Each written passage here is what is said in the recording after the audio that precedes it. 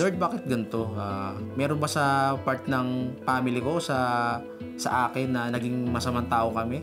Magtatanong ka rin eh, na Lord, bakit? Why did you allow that to happen when everything I was doing is to help these people?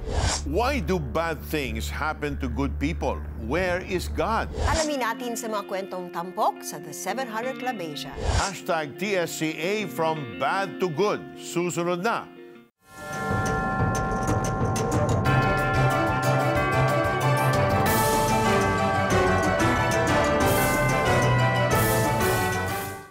Welcome to another inspiring episode of the 700 Club Asia. And to all our kababayans all over the world, warm greetings from all of us here. May your day be blessed, whatever circumstances you are in right now. Was there ever a time in your life where you said you were going through difficult challenges and sinabi mo, God, nasaan ka?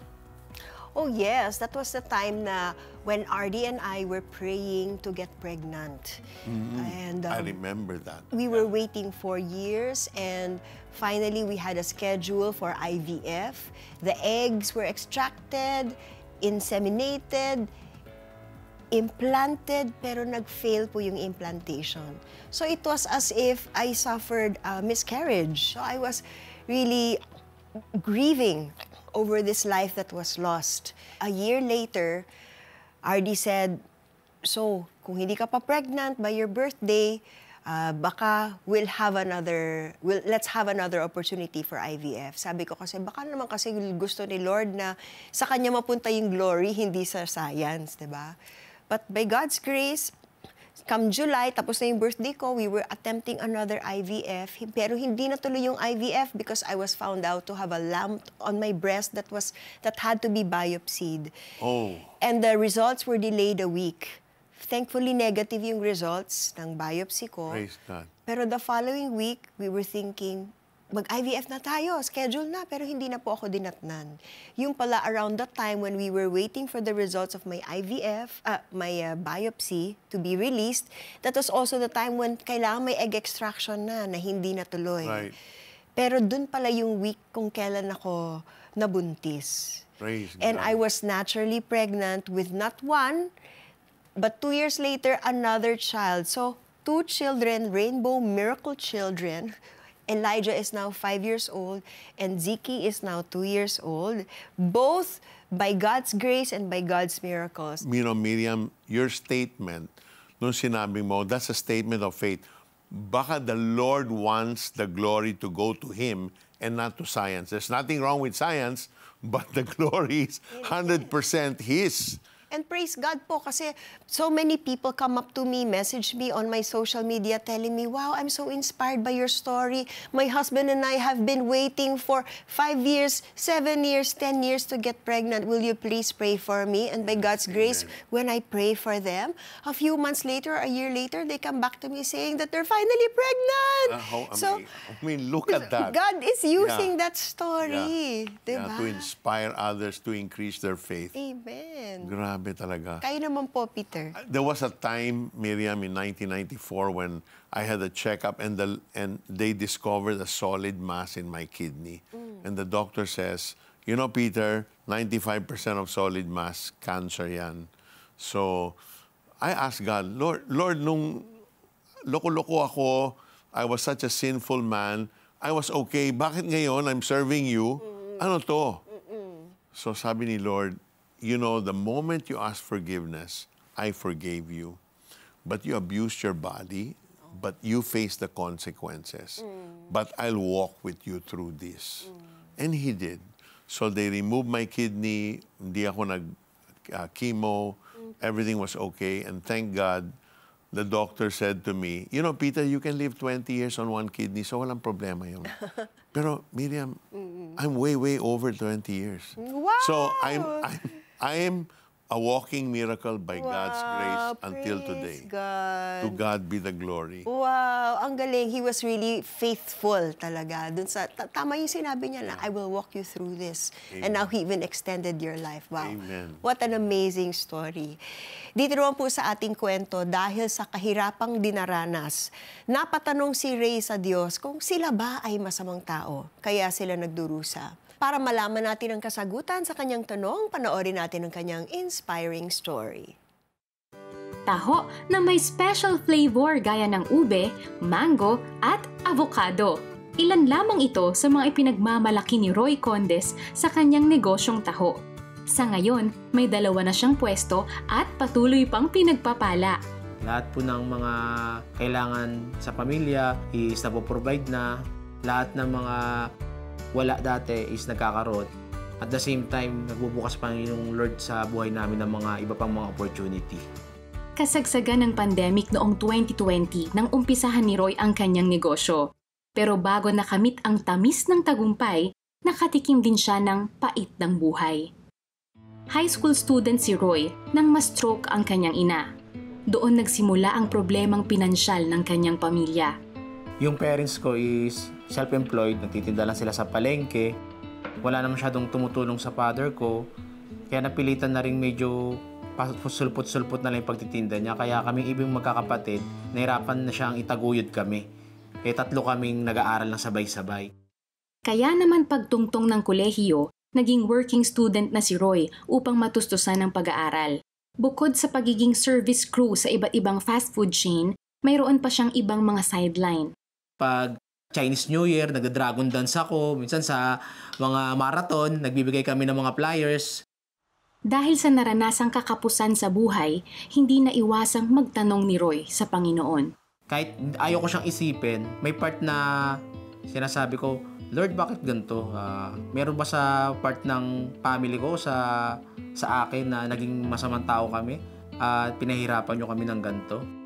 Pero yung mga ibang kapitbahay namin na masasamang ugali, pati mga kung ano ang pinagagawa, sila pa yung maganda ang buhay. Nagsikap si Roy hanggang sa makatapos ng kolehiyo sa kursong Business Administration at makapagtrabaho sa opisina. Sa gitna ng pagiging abala, isang paanyaya na dumalo sa Kristiyanong pagtitipon ang dumating kay Roy. Yung classmate ko ng college, na ilang beses na paulit-ulit na niyaya sa church, tinawagan niya ako, in-invite niya ulit ako. Ayun yung time na wala akong pasok kasi office nga ako, Sunday. Dumalo sa Sunday service si Roy at doon nakasumpong ng kasagutan sa matagal na niyang tanong sa buhay. Yung naalala ko during that time, yung sinabi ni Pastor na lahat ng bagay ay walang aksidente sa mundo. Kaya ka nahihirapan, may purpose ang Lord. Ayun yung tumatak sa akin, kaya pala. Sa taimtim na panalangin, tinanggap ni Roy ang Panginoong Hesus sa kanyang puso at pinagsisihan ang lahat ng mga kasalanan. Nagpatuloy siya sa pagdalo sa gawain ng Diyos hanggang sa lumago sa pananampalataya at tuluyang magbago ang buhay. Di nagtagal, nakapag-asawa si Roy at nag-apply ng trabaho abroad sa hangad na umasenso sa buhay. Nagtrabaho siya bilang chef sa isang cruise ship. Pero 1 taon pa lang na nasa barko, napauwi na agad sa Pilipinas si Roy, bunsod ng COVID pandemic taong 2020. Akala ko magtutuloy-tuloy na. Ang ganda na ng sahod ko, ang ganda na ng posisyon ko. Pero nangyari nga po yung pandemic. Kaya ang dami kong utang, ang dami kong mga dapat bayaran sa iba't ibang mga loan, pati mga tao. Doon naghanap ng ibang pagkakakitaan si Roy. Gamit ang personal loan bilang puhunan, nag-umpisa siya ng taho business. Si Lord lang po ang pinagtitiwalaan ko during that time. Hindi ko to porte. Pero ito yung tinuro mo, dito mo ako nilid. Magtitiwala ako. Kaya pinush ko yung bagay na yun. Dahil alam ko na ito yung kalooban ng Lord. Gagawin ko to. Yung pinanghawa kong salita niya dun sa Luke 1:37, for with God, nothing shall be impossible. Naglako si Roy ng taho sa kanilang lugar hanggang sa matuklasan ang kanyang produkto at mabigyan ng pagkakataong makapag-participate sa bazaar. Nilagyan niya ng iba't ibang flavor ang kanyang taho products na naging patok naman sa mga customers. Katuwang ang kanyang asawa sa negosyo, Unti-unting nakabawi sa kita si Roy at nakabayad sa lahat ng mga utang. Natulungan din niya ang kanyang mga magulang na ngayon ay kasama na niyang naglilingkod sa Panginoon. Yung mga pangarap ko na mailabas ko sila, may treat ko sila sa mga restaurant, madala ko sila sa mga tourist destination, nagagawa ko na siya yun by the grace of the Lord. Sa gitna ng mga natatamasang biyaya sa negosyo, tapat na nagbibigay ng ikapu sa simbahan si Roy bilang pagsunod sa utos ng Diyos. Ugaliin natin maging ganun. Bukas ang palad natin sa pagtulong at pagbibigay. Dahil paano ka bibigyan ng Panginoon kung ang kamay mo ay sarado? Lahat po ng pinagdadaanan natin na negatibo man, maganda o pangit sa buhay natin, lahat talaga may purpose eh. Inahanda pala tayo ng Panginoon for the better future. Naniniwala kasi ako na yung blessing ng Lord, it depends kung gaano ka ka-ready. I'm really amazed yung how na-strengthen yung faith ni Roy sa Panginoon. And kahit yung sinabi niya na, Lord, hindi ko expertise to, pero dito mo ako nilid. So, susunod lang ako. And tingnan mo naman how God blessed his obedience, his faith. God really expanded his business. And look at him now. He's blessing so many more and blessing his family. Tama, and I love what he said na kailangan bukas ang palad, no? And how can the Lord bless if our hands are closed? He can't put anything there. We need to be open-handed to receive from God and also to be a blessing to others. So true. So why do bad things happen to good people? This is a frequently asked question. We must remember that the worst things happen to the best person who ever lived. And that is Jesus Christ, the only righteous one. He did not deserve to suffer and die, but He endured because of His love for you and me. Kaya nga, if we suffer and endure, that is commendable before God because Christ suffered for us. Moreover, if God allows bad things to happen to us, He will use those bad things for an ultimate lasting good. Nakita naman natin sa buhay ni Roy kung paano binuhos ng Panginoon ang pagpapala sa kanyang buhay dahil sa kanyang pagtsatsaga at kalaunan ay pagtitiwala sa Panginoon. Ang sabi nga ni Apostol Pablo, alam nating sa lahat ng bagay ay gumagawa ang Diyos para sa ikabubuti ng mga nagmamahal sa Kanya. Silang mga tinawag ayon sa Kanyang layunin. Taga Roma chapter 8 verse 28. God allows things to happen, whether bad or good, for a reason. We may not understand it right away, but in the end, if we persevere and put our trust in the Lord, we will see our bad situations turn into good ones. As King David wrote, "Delight yourself in the Lord, and He will give you the desires of your heart." Psalm 37, verse 4. You know, we delight ourselves in the Lord when we obey Him. If we are in a situation where you question God about your circumstances, trust in His goodness instead. As King Solomon wrote, "Trust in the Lord with all your heart and lean not on your own understanding. In all your ways acknowledge Him, and He will make your path straight." Let's pray. Let's come to God. Let's open our hearts to Him. Jesus, I need You. Jesus, I don't understand the things that are going on in my life. In fact, there are so many questions in my mind, but I choose to trust in Your goodness. I choose to trust in Your love and Your purpose for my life. So Lord, I just declare my need for You right now. Jesus, forgive me. Jesus, come into my life. Be my Lord. Be my Savior. Thank You for loving me. Thank You for paying for all my sins by Your death on the cross. I receive this gift in my life this very moment. I pray this prayer in the name of Jesus. Amen and amen. Ngayong tinanggap ninyo si Jesus bilang Panginoon at tagapagligtas ng inyong buhay, maasahan ninyong sinabi ni Apostol Pedro, Pagkatapos ninyong magtiis sa loob ng maikling panahon, ang Diyos na siyang pinanggagalingan ng lahat ng pagpapala, ang siyang magbibigay sa inyo ng kaganapan, katatagan at lakas ng loob at isang pundasyong di matitinag. Siya ang tumawag sa inyo upang makibahagi kayo sa kanyang walang hanggang kaluwalhatian kasama ni Kristo. Share with us the important decisions you've just made in your life. Call our hotline number 8737-0700. Talk to our trained prayer counselors who are on standby 24 hours a day, 7 days a week. They can help you learn more about the decision you have just made. You can also share with them whatever it is you're going through. They will give you biblical advice and then pray for you. Any information you share will be held in strict confidence. Pwede rin kayong magpadala ng inyong mga mensahe sa Facebook Messenger ng The 700 Club Asia. Pwede rin kayong makipag-live chat sa amin. Share with us how God turned into good the bad things that happened in your life. Mag-log on lang sa aming website, cbnasia.org/mediacenter. Sa inyong social media account, gamitin ang hashtag TSCA from bad to good. I-follow nyo rin kami sa iba pang social media platforms gaya ng Instagram at X na dating Twitter.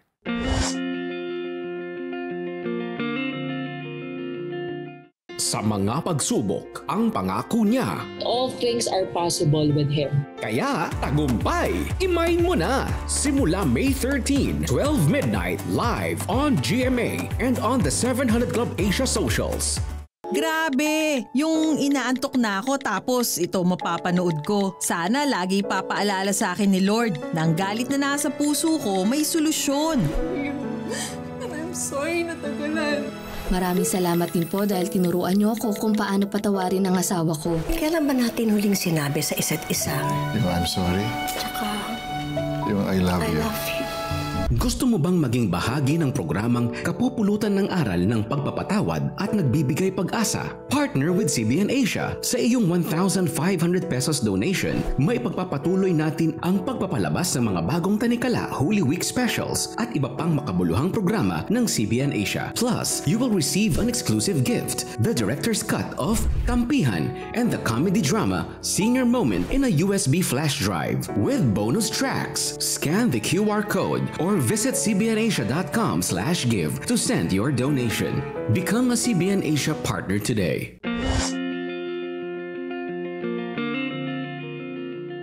Namatay ang aking kapatid, no? Through stillbirth kasi ang nanay ko nanganak sa bahay. He could have been saved kung sa ospital siya nanganak. Lumaki sa isang simpleng pamumuhay sa baryo na kulang sa serbisyong pangkalusugan. Ito ang naging hamon kay Helen para magtapos ng medisina at tuparin ang pangarap na maging doktor. Ang kanyang mga pagsisikap sa buhay ay naging mas makabuluhan pa sa pagkakaroon niya ng relasyon sa Panginoon. Kaya't nang maging ganap na doktor, malasakit para sa mga nangangailangan ang laging baon ni Helen sa pagtupad sa kanyang misyon. Kasabay ng pagiging asawa at ina sa 3 anak, nagturo siya sa mga medical school at nagsanay ng family and community medicine. Naging aktibo rin siya sa paghatid ng tulong medikal sa mga miyembro ng Atamatig Salug Tribe sa Davao at mga mamamayan sa Myanmar. I would go as far as sinusundo ko sila pagka kunwari may mga anak, gaya, para na rin ako ambulansya. Fulfilled ako in that way. Ngunit hanggang saan niya maaaring dalhin ang pagtulong kung sariling kaligtasan na ang nakataya. And there was this one person who called at nagpanggap siya na pasyente na manganganak daw yung asawa niya. Tapos yun na nga, trap pala siya. It led to tinalian ako, kinuha lahat ng ATM ko, nilimas ang laman. 3 hours kaming paikot-ikot lang. Bagamat natangay ang kanyang pera at alahas, isang himala na pinakawalan siya ng buhay. Magtatanong ka rin na, Lord, bakit? Why did you allow that to happen when everything I was doing was to help these people? Diba? Parang ganun yung bitterness that I had to struggle with. Upang maiwasang makapagbiktima ng iba pa ang naturang lalaki, Sinikap ng pamilya ni Helen na makamit ang hustisya. Naipakulong nila ang may sala, subalit Ang mahirap palang gawin yung magpatawad. Kahit na gumawa ka ng mabuti. But yun nga, na-realize ko na parang si Joseph, di ba? Na it's whatever bad things people did to you, pwedeng i-turn ng Lord into good for you, for us. I think that's the Lord Jesus experience, di ba? sa Diyos kumapit si Helen. Nagawa niyang magpatawad kaya nakalaya siya mula sa multo ng nakaraan. Lalo pa niyang naramdaman ang suporta ng mga mahal sa buhay at ang kapangyarihan ng panalangin sa Diyos. Nakapagtapos si Helen ng behavioral medicine sa Estados Unidos at naimbitahang maging dean sa 3 bagong medical school. Ngunit dumating ang panibagong dagok kay Helen taong 2013. Nagkaroon siya ng bukol sa thyroid na naging cancerous. Iyon ang ikalawang pagkakataon niya sa cancer. Ang una ay sa kanyang uterus na inoperahan at sumailalim sa chemotherapy noong 1996. Ang banta sa kanyang kalusugan ang naging paraan upang mas lumalim pa ang pananampalataya niya sa Panginoon. Agad inoperahan si Helen. Sumailalim din siya sa radioactive iodine treatment. Sa grasya ng Panginoon ay matapang na nalampasan ni Helen ang lahat ng pagsubok at nakita ang magandang plano ng Diyos sa kanyang buhay. Ang nakita kong goodness doon is I became a better doctor. Nagka-counsel ako ng mga broken people. How can I understand from their perspective yung nafe-feel nila kung hindi ko yun naranasan?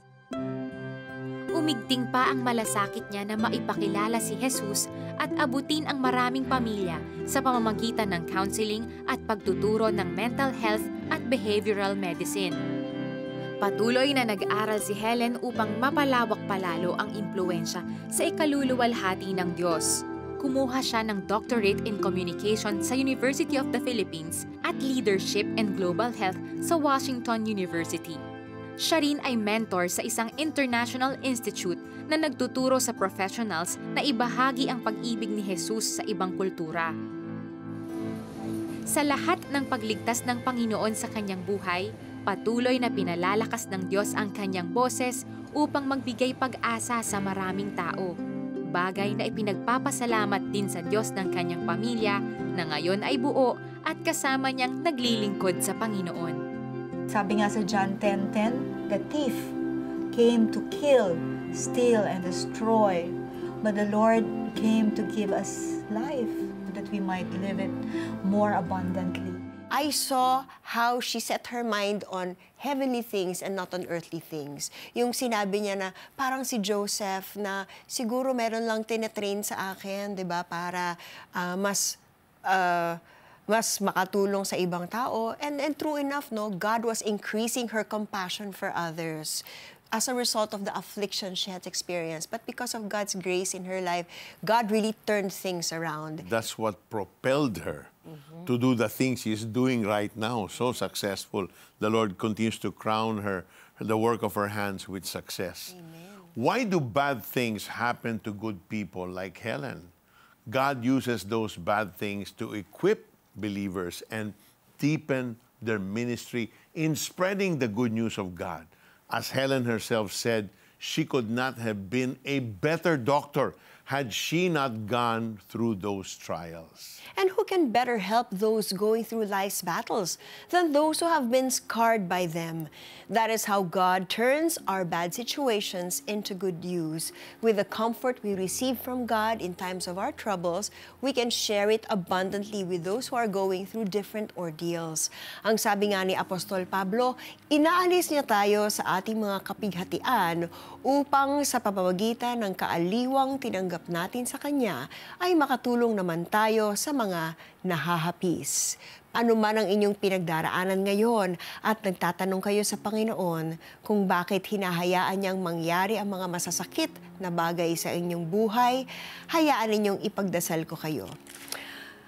Panginoon, maraming salamat po sa inyong presensya. Ang sabi niyo po, consider it all joy whenever you experience trials and tribulations, because it develops us in character and perseverance so that we may be complete and lacking nothing. And I pray, Lord God, sa lahat ng mga taong nakakaranas ngayon ng paghihinagpis ng mga suffering, trials, and challenges, Lord God, naway yakapin niyo sila at paramdamin niyo sa amin ang inyong presensya, Lord. Dahil alam namin na your promise is to never leave us nor forsake us.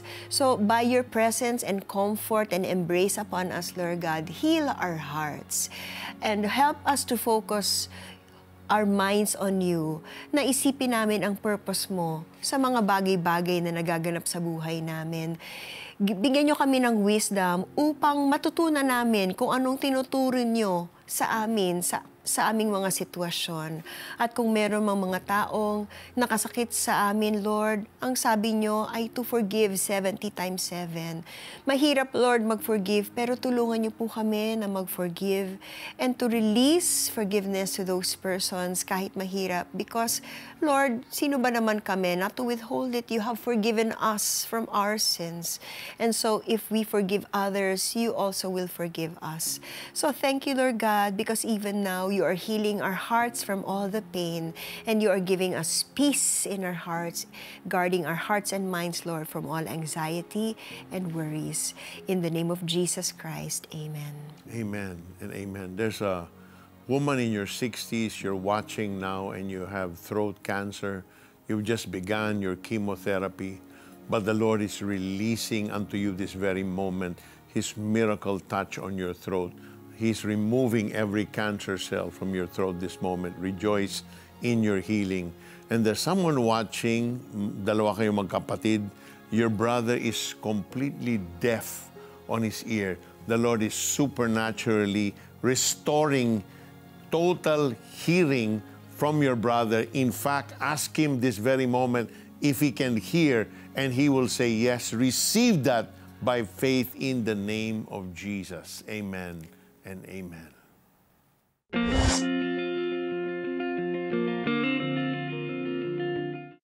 Hello, this is Peter Kairos. On behalf of the CBN Asia family of ministries, I want to express our gratitude to our donors and partners who continue to support our mission to proclaim Christ and transform lives. Your generosity means a lot to us and to the people we serve. Those who gave 100, 200, 500, 5,000 and more, whatever amount you gave, God sees your heart of generosity. Thanks to your support, we are able to help the poorest of the poor, share stories of love, hope, and redemption, comfort the broken and hurting, equip missionaries, empower the next generation, and produce music that celebrates the love of God. Maraming salamat po. If you're not yet a partner, please visit cbnasia.com/give to learn how you can send your support today. May God, the Lord, bless you abundantly as you honor Him with your giving.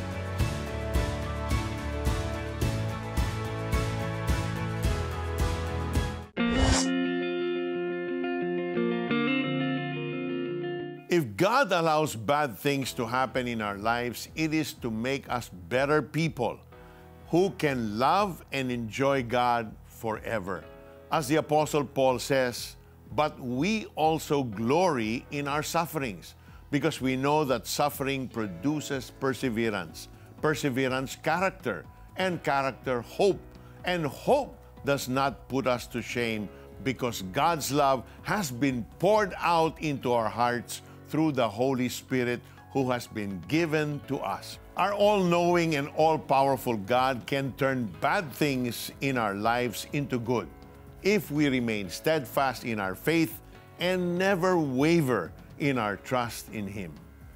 Thank you all for watching. We hope that all the stories we featured on the show have inspired and given you renewed hope. God bless you more and more.